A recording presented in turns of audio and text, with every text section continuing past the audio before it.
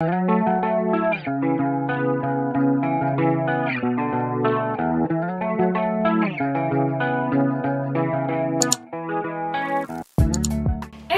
j'espère que vous allez bien. Je vous retrouve aujourd'hui dans une nouvelle vidéo.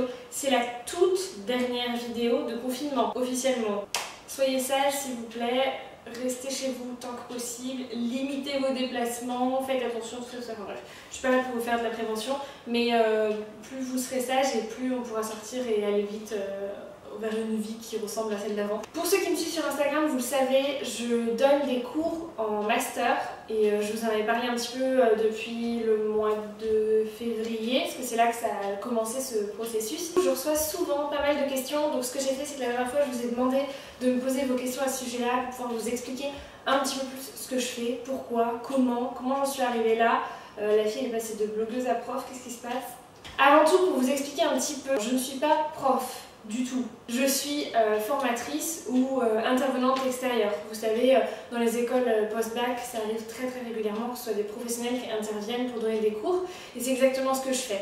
Je m'adresse à des étudiants en bachelor et en master dans une école sur Angers qui s'appelle MBWay, qui est une école, enfin il y en a dans 10 campus différents en France, mais en tout cas il y en a une à Angers et je donne des cours à Angers. Pour l'instant c'est uniquement là. Je signe peut-être quelque chose avec une école sur Le Mans l'année prochaine. Pour l'instant c'est pas fait, mais voilà. Comment est-ce que j'en suis arrivée là? Je ne sais pas. J'ai pas validé mon master parce que je suis pas allée au bout, je me suis arrêtée avant, donc ça je vous en avais déjà parlé dans une précédente vidéo et sur mon blog. Et du coup, je suis vraiment pas le profil type de quelqu'un qui va aller donner des cours à des masters. Vraiment, je revois mes profs en master qui me disaient que de toute façon je ferais jamais rien de ma vie, que j'arriverais nulle part. Même mon prof d'histoire du lycée, si tu passes par là,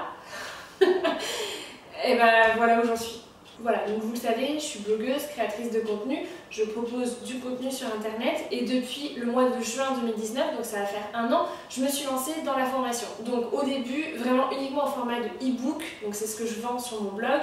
Vous êtes beaucoup même à les acheter et à les apprécier, donc merci à vous. Et en fait c'est ça qui a été un petit peu le lancement de toute cette histoire, puisqu'ensuite j'ai commencé à me développer sur de la formation plus physique, avec notamment en premier la CCI du Mans qui m'a proposé des interventions physiques pour faire des espèces de mini-formations d'une demi-journée sur le sujet d'Instagram. Ensuite, j'ai eu un contact pour faire de la formation beaucoup plus longue, entre 1 et 3 jours à des professionnels, donc vraiment des formations qui commencent entre 8 et 20 heures environ. Voilà, à des professionnels sur Instagram notamment et peut-être sur le côté un peu marketing d'influence, tout ça. Je continue à côté de développer un peu ça, donc je propose de plus en plus de formations. Donc ça c'est un truc qui me plaît énormément, je suis trop contente de pouvoir partager mes connaissances, partager mon expérience, aider les gens à se développer, c'est un truc qui me plaît à 2000%.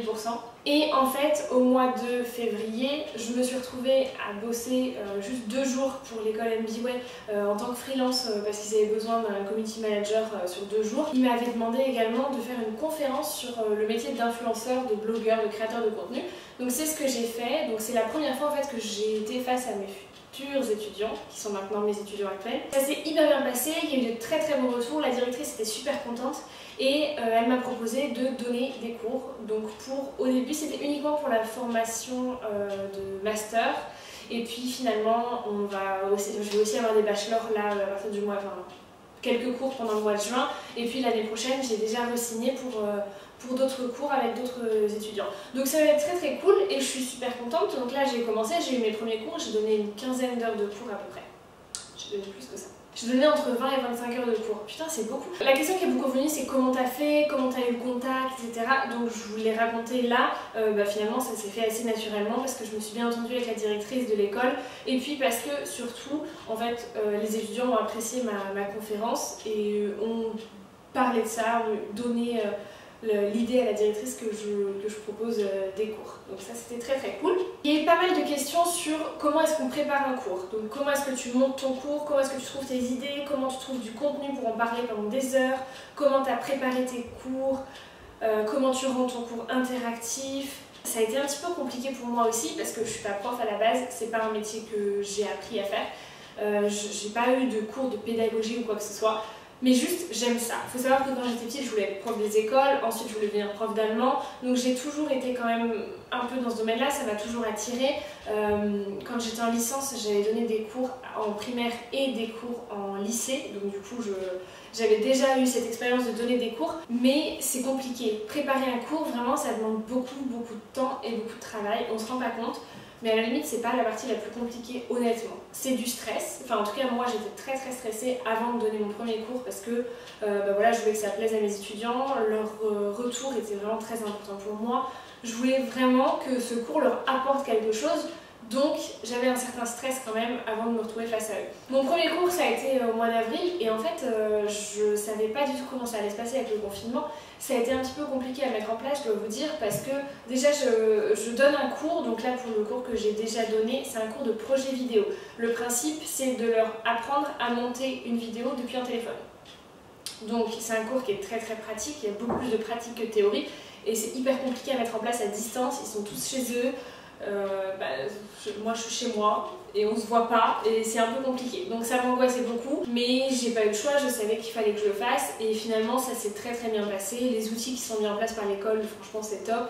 Donc il y avait la barrière de l'écran parce que je ne pouvais pas voir mes étudiants, mais en dehors de ça, ça s'est très bien passé. Comment j'ai préparé mes cours? Tout simplement en amont, vraiment j'ai essayé d'évaluer combien de temps j'allais avoir besoin pour parler de chaque partie, surtout le côté théorie.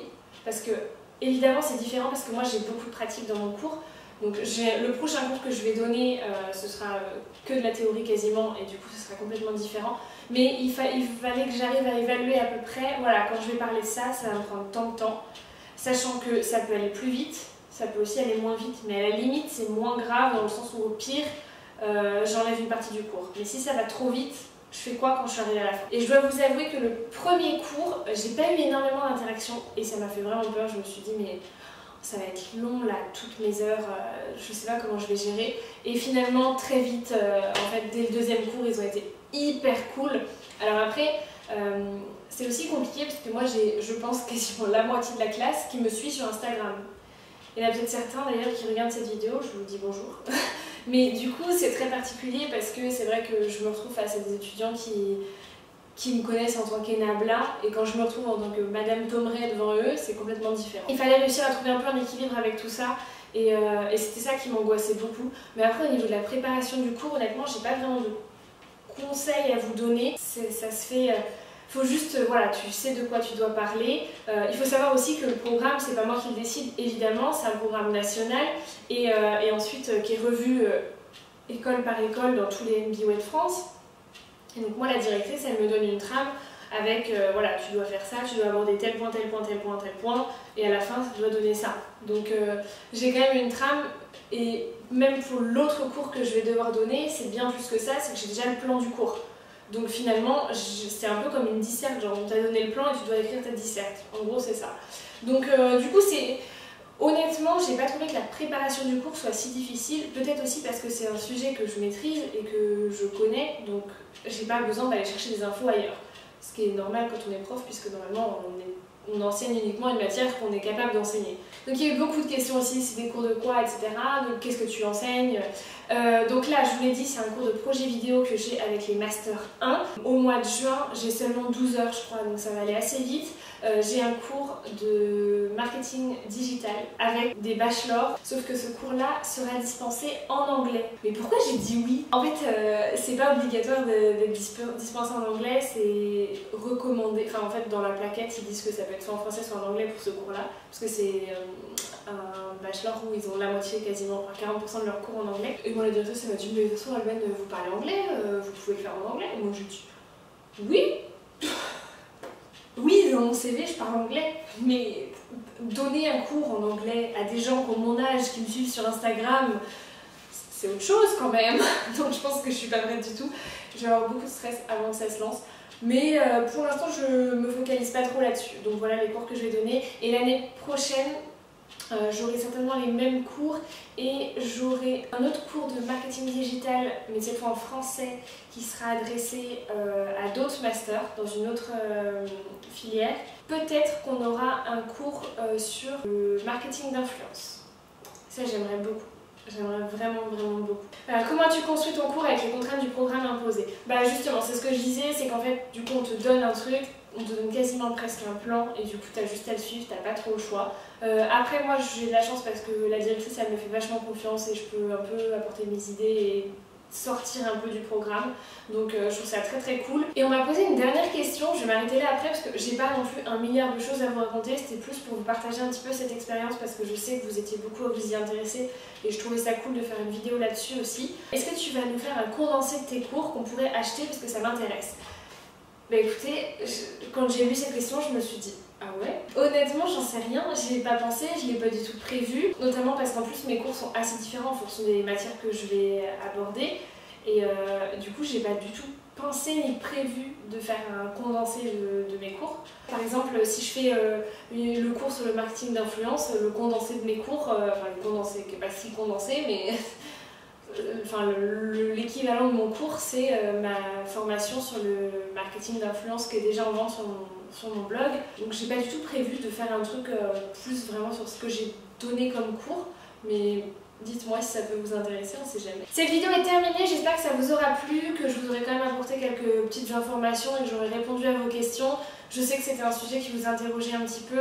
Alors non, je suis pas agrégée, j'ai pas fait de formation, j'ai pas besoin d'un diplôme particulier. Je vous rappelle que j'enseigne à des masters, mais que moi j'ai un diplôme, mon diplôme obtenu le plus haut, c'est une licence. Alors oui, j'en ai 2 avec mention bien, mais d'accord, mais je suis officiellement moins diplômée que les gens à qui j'enseigne, mais ça ne veut rien dire comme quoi les diplômes ne font pas tout. Alors je vous dis pas non plus d'arrêter les études et de ne rien faire.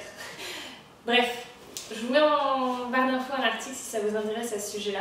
En attendant, je vous fais de très gros bisous, je vous souhaite un bon week-end. Prenez soin de vous. Lundi, sortez tranquille de chez vous, mais sans aller faire la fiesta. On est toujours en semi-confinement, enfin pas confinement, mais genre on reste pas...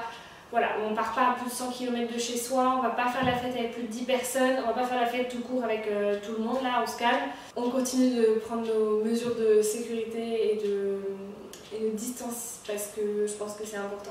Voilà, bref, j'ai commencé et fini cette vidéo de la même manière, je suis désolée. Je vous fais très gros bisous et je vous dis à samedi prochain dans une nouvelle vidéo. Ciao!